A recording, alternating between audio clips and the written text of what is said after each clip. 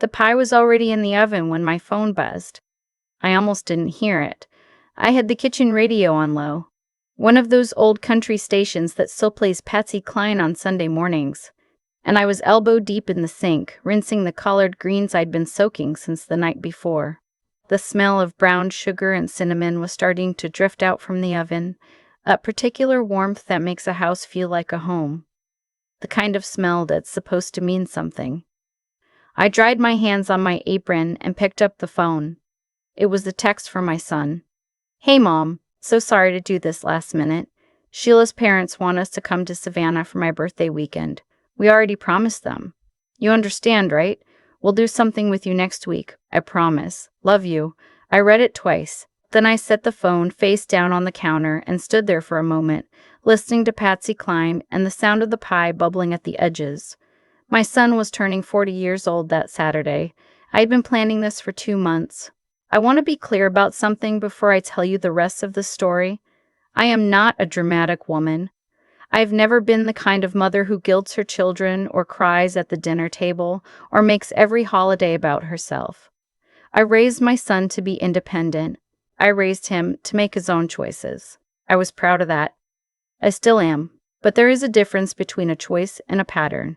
And by that Saturday morning in October, standing in my kitchen in Asheville with a sweet potato pie in the oven and a table set for 6 people who were not coming, I finally understood that what I had been calling patience was actually something else entirely. It was erasure. And I had been participating in my own disappearance for years. My name is June. I'm 67 years old. I taught middle school English for 31 years in Western North Carolina, and I retired 4 years ago with a decent pension, a bad knee, and a kitchen full of cookbooks I finally had time to use. My husband Gerald passed away 11 years ago. Heart attack, very sudden, no warning. And after that it was just me and my son Thomas, and later Thomas's wife Sheila. And eventually there are 2 kids, my grandchildren Owen and little May. I am telling you this so you understand the shape of my life. So you understand what I had and what I slowly, quietly gave away. Thomas is a good man. I want to say that too, because this story is not about him being a villain. He works hard. He loves his wife. He's decent with the kids, but somewhere between his wedding at 32 and that text message last October, he became a man who assumed I would always be there, always be fine, always understand, always wait. And the truth is, he assumed that because I had taught him to. The birthday dinner had been my idea. Thomas never made a big deal out of his birthdays, but 40 felt different. 40 felt like the kind of number that deserved acknowledging. So back in August, I called him and asked if we could do something special. He said yes. I asked if I could cook all his favorites like I used to when he was young. He said that sounded great. I asked who to invite, and he gave me a short list. Sheila's sister Dana and her husband, his college friend Pete and Pete's girlfriend, and of course Sheila and the kids of college friend Pete and Kier. So I planned. I requested the Saturday off from the volunteer shift I do at the library. I drove 40 minutes to the Good Butcher in Weaverville to order a pork tenderloin, which Thomas has loved since he was 12 years old. I made my grandmother's cornbread recipe from scratch. I bought good wine. I borrowed 2 extra folding chairs from my neighbor Ruth Ann because I didn't have enough seating. I set the table on Friday evening because I wanted it to be right. I put out the good tablecloth, the ivory one with the embroidered edges that I only use for real occasions. I put a small vase of dahlias in the center. I set every place with the china that Gerald and I got as a wedding gift. The china I almost never use because it feels too precious and also too lonely. And then Saturday morning, the pie. And then the text. I stood at the counter for a long time. The radio played. The oven ticked. I picked the phone back up and reread the message. You understand, right? I did understand. That was the problem. I understood so completely, so automatically, that I had never once asked anyone to understand me. I called my friend Ruth Ann that afternoon. She lives 3 houses down, and she has been my closest friend since our kids were in the same little league, and we spent 3 summers sitting in aluminum bleachers together, complaining about the heat. She's 71 now, and she doesn't take nonsense from anyone, which is one of the reasons I love her. Bring the food over, she said, before I even finished explaining. I have enough for 6 people. Good. My daughter's here with the grandkids. We'll eat every bit of it. I almost cried right there on the phone. Not because I was sad exactly, because being wanted feels different when you've been quietly not wanted for a while. You forget what it feels like until someone reminds you, and then it hits you somewhere behind the sternum, like a door opening into a room you'd forgotten was there. I packed everything up. The tenderloin, the greens, the cornbread, the pie. I did not text Thomas back. That silence was not a dramatic gesture. I wasn't trying to make a point. I just genuinely did not know what to say, and for the first time in a long time, I decided that was okay. I didn't have to fill the silence. I didn't have to make anyone feel better about a choice they'd already made. We ate at Ruth Ann's kitchen table. All 6 of us crowded in. Her daughter's kids sticky-fingered and loud. Ruth Ann pouring sweet tea and talking about a novel she'd just finished. And for a couple of hours, I forgot to feel invisible. On the drive home, I let myself think about the money. I am not a wealthy woman, but I have been careful my whole life. Gerald had a small life insurance policy. I own my house outright. We paid it off the year before he died, which I will always be grateful for. My pension isn't large, but it's steady. I have savings. Not a fortune, but enough. Over the past 8 years, I have given Thomas approximately $74,000. I want you to sit with that number for a moment, because I had to. It didn't happen all at once. That's the thing about this kind of giving. It never does. It accumulates the way water damage does, slow and invisible until one day you press your hand against the wall and feel it give. There was the $18,000 I gave them for the down payment on their first house, back when Thomas had just started his job at the architecture firm, and they were stretched thin. I wanted to help. I was glad to help. There was the $9,000 for the medical bills when Owen was born early and spent 3 weeks in the NICU. Insurance covered most of it, but not all of it. I didn't hesitate for a second. There was the $6,500 for the car when Sheila's transmission blew out and they couldn't swing a new one. The $4,000 I sent when Thomas's firm had a slow quarter and he was worried about making mortgage. The $3,200 for the kids' preschool deposit when the other one fell through and the only available spot had to be held with a non-refundable payment. And then there were the smaller amounts. The $800 here, the $1,200 there, the just help us get through this month, Mom, and the you're a lifesaver, Mom, and the we'll pay you back, Mom, which they never did, not once, and I never asked them to, because asking felt like making it transactional, and I didn't want it to be transactional, and I didn't want it to be transactional. I wanted it to be love. But money has a way of becoming something else over time. It becomes an expectation. It becomes infrastructure. You stop being the person who gave a gift and you become the system that the gift created. And when you're the system, nobody thanks you. Nobody sees you. They just flip the switch and expect the lights to come on. I sat in my car in my own driveway and did the math on my phone's calculator. I'd never added it all up before. I think I'd been afraid to. $74,000. I thought about what I could have done with $74,000.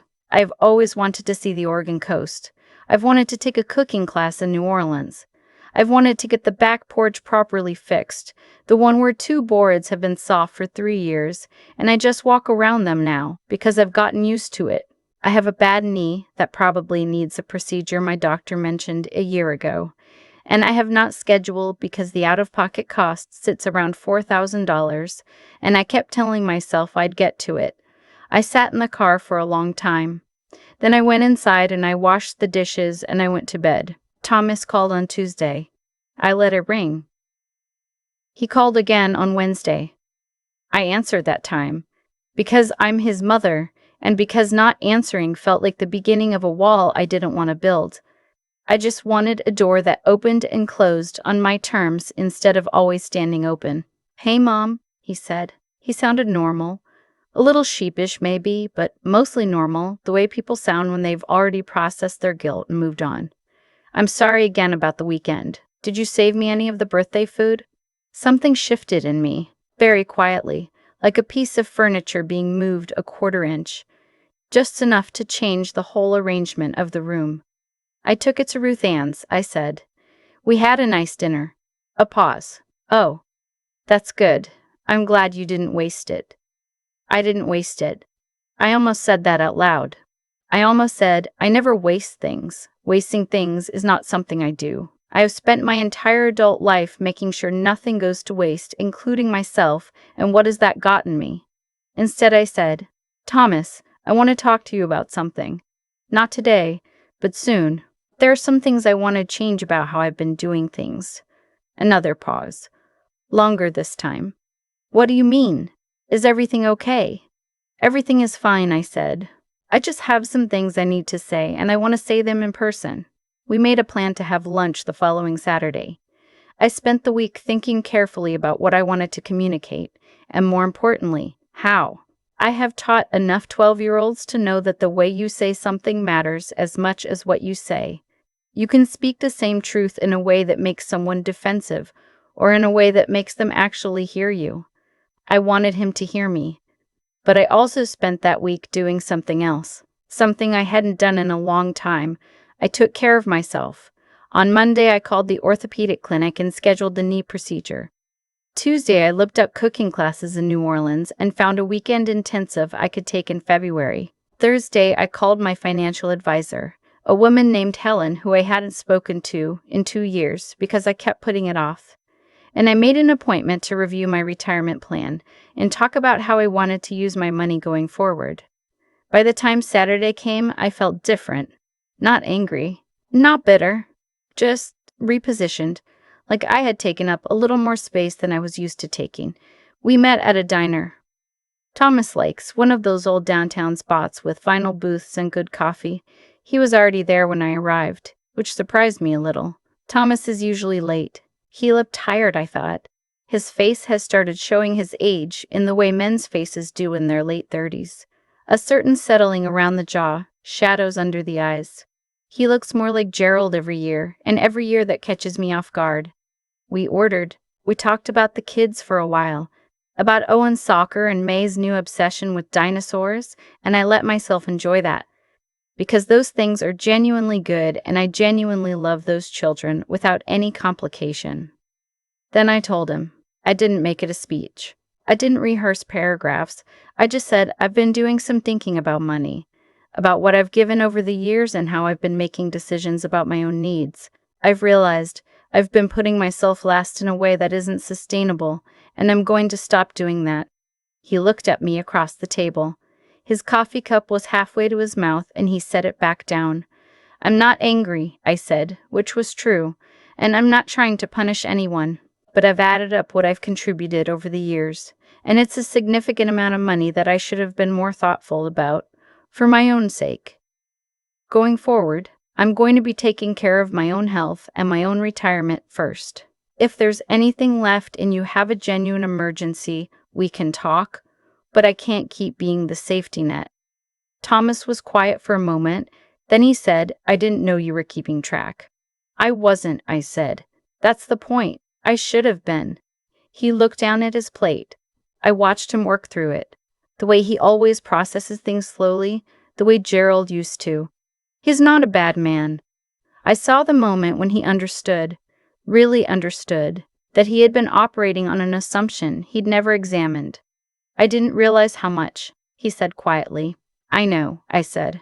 Neither did I. We sat with that for a while. The diner hummed around us. Someone's baby was fussing 2 booths over. The coffee was very good, and I drank it slowly. I owe you an apology for the birthday dinner, he said finally. That was wrong of me. You planned that, and I canceled at the last minute, and that was not okay.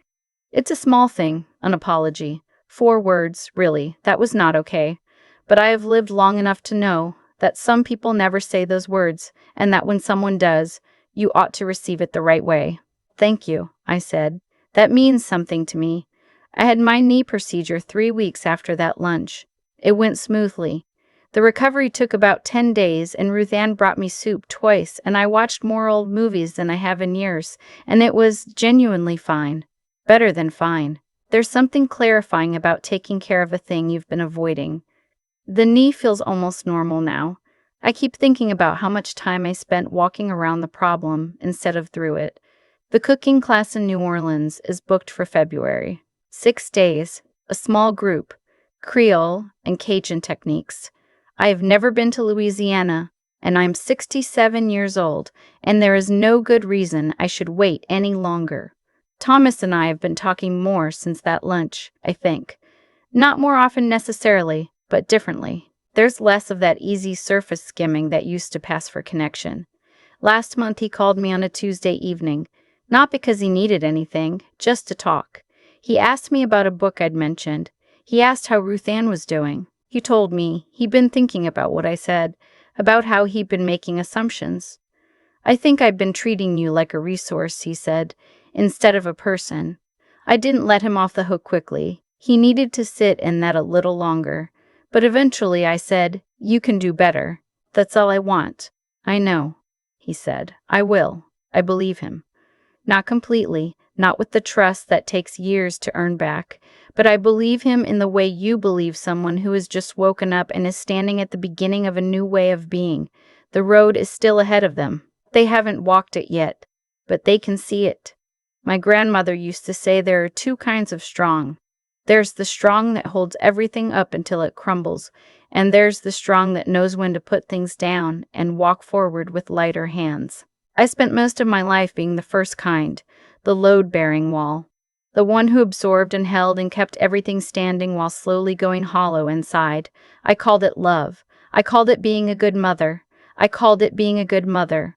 I called it being the kind of woman Gerald would have been proud of. I think Gerald would actually have told me years ago to stop. He was practical in a way I've never quite managed. He believed in fairness without apology, and saying what you needed without dressing it up. He used to tease me about my tendency to preemptively give people what they hadn't even asked for yet, just to avoid the discomfort of being asked. "You're not being generous, June," he said once, when Thomas was in high school and I'd solved a problem for him before he'd fully experienced it. "You're just afraid of the asking." He was right. He usually was. I think about him when I sit on my back porch now. The boards are getting fixed next month. I finally call the carpenter, a young man named David who came out and gave me a fair quote and didn't try to upsell me on anything. I'll sit out there properly in the spring, with my coffee and my book, and the boards won't give when I step on them. That is such a small thing, such an ordinary thing. But there is something about the image of it that makes my chest feel full in a way I haven't felt in a long time. I have one more thing I want to say. For anyone who is listening and recognizing something of themselves in this story, you are not the backup plan. You are not the last resort. You are not the one people call when the first option falls through, or the one who gets the last-minute cancellations and the "you understand, right?" Because of course you do. You always do. You have the right to take up space, to have the table set for yourself, to say this matters to me and I matter, and I am not going to keep treating my own life like a courtesy. It took me 67 years to learn that. I wish it had taken fewer. But I am learning it now, and that is not nothing. The pie, by the way, was delicious. Ruth Ann's granddaughter had 2 pieces and asked if I could teach her to make it. I said yes. Absolutely, yes. That is the kind of giving I intend to keep doing.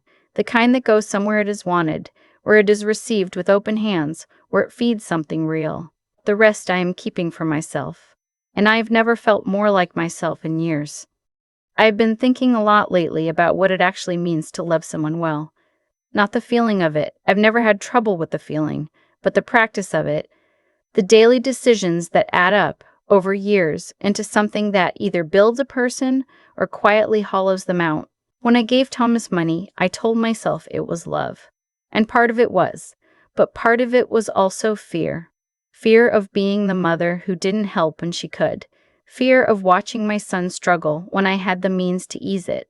Fear, if I'm honest, of not being needed. That last one is the hardest to admit. Because when you are needed, you are present in someone's life in a way that feels like connection. It took me a long time to understand that being needed and being valued are not the same thing. I had mistaken one for the other for most of my adult life. The text message from Thomas, the one that came while the pie was in the oven, was not the moment things went wrong. That moment had been arriving slowly, across years of me making myself easy to overlook. Every time I said, "You understand, right?" before he did. Every time I solved a problem he hadn't fully felt yet. Every time I sent money without a conversation, without a boundary, without asking myself what I actually wanted. I taught him, through hundreds of small, consistent acts, that I would absorb whatever came without complaint. He learned the lesson I taught. That is not a comfortable thing to reckon with. But here's what I also know. The moment I stopped absorbing was the moment something real became possible between us. Not immediately, not cleanly, but the lunch at the diner, the honest words, the long quiet after. That was more genuine contact than we'd had in years. You cannot have real closeness with someone who has made themselves invisible. When I took up space, I gave him something to actually reckon with.